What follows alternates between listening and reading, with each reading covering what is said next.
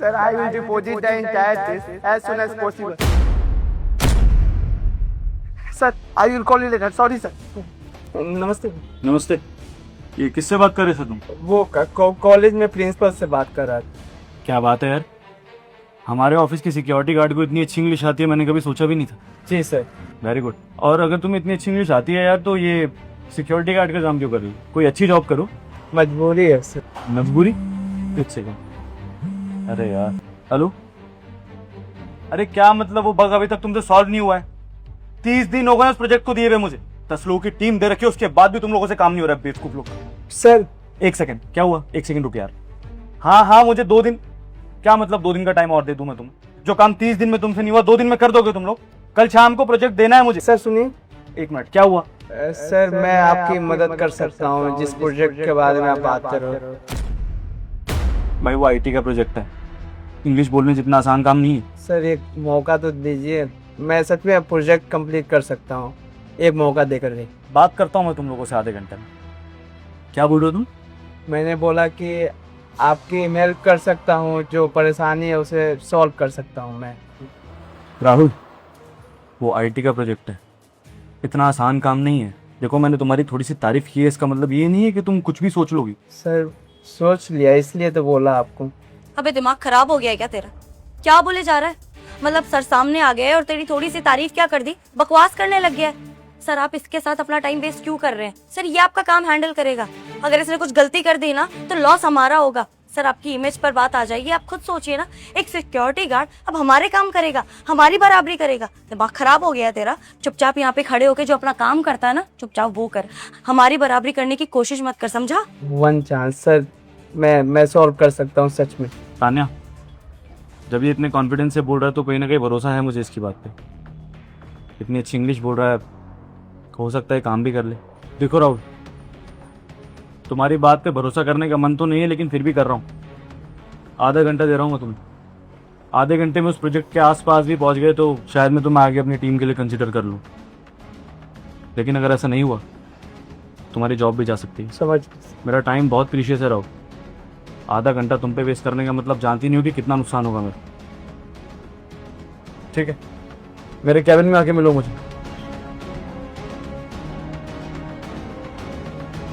Thank you sir. Rahul एक बार और सोच लो, क्योंकि अगर ये काम नहीं कर पाए तो तुम्हारी नौकरी जा सकती है। सोच लिया है sir. Great, all yours.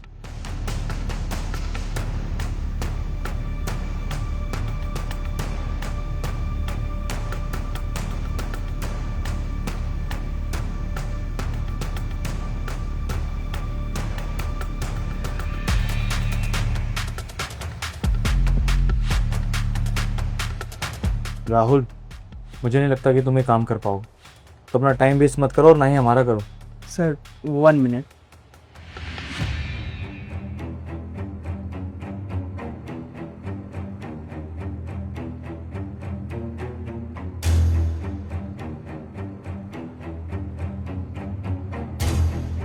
Rahul, अभी भी तुम्हें मौका दे रहा हूँ, बेवजह लैपटॉप मत खराब कर देना तुम। Sir please give me some time. Rahul नहीं हो पाएगा तुमसे, लाओ मुझे दो। Done sir. What? Project complete हो गया। यस, आप देख सकते हैं। इम्पॉसिबल। कुछ एरर्स थे जिसे मैंने क्लियर करके सबमिट कर दिया।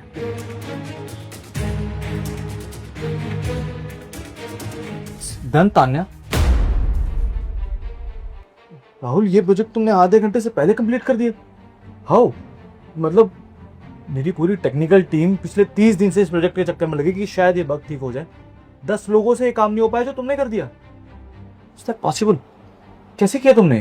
सर मैं कार्ड की नौकरी कर तो रहा हूँ, पर मैंने बीटेक कर रखी है।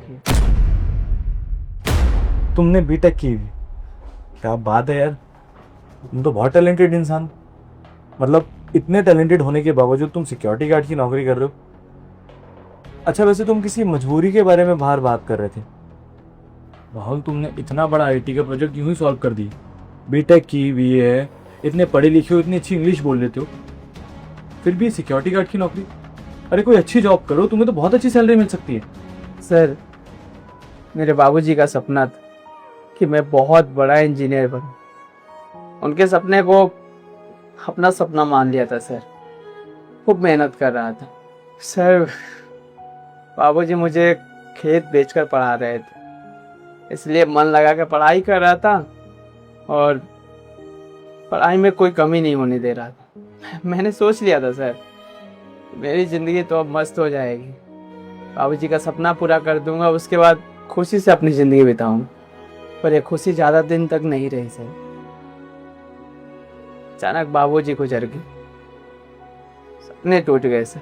उनके जाने के बाद घर की जिम्मेदारी मेरे ऊपर आ गई।